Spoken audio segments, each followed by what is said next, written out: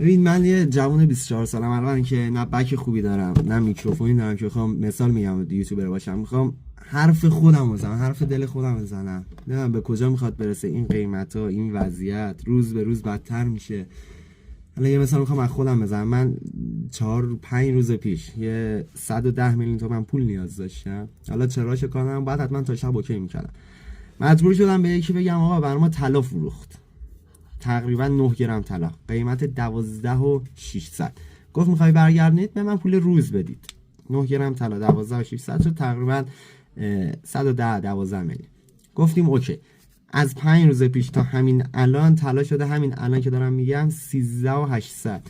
من این ماشین حساب بزنم نگاه کن. 9 گرم طلا ضرب در 13,800 124 میلیون. من 14 میلیون توی 5 روز تو ضررم.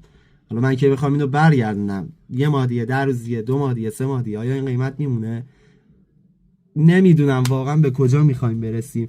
البته اون سود نمیکنه داره پول روز از من میگیره. نه اینجوری نیست بگیم یه گرم طلا شده 14 میلیون 15 میلیون. نه 14-15 میلیون شده یه گرم طلا. این بده. اونایی هم که دارن جمع میکنن خوشحالن. نه اینجوری هم نیست. فکر میکنین داره گرون میشه ولی ارزش پولت اومده پایین.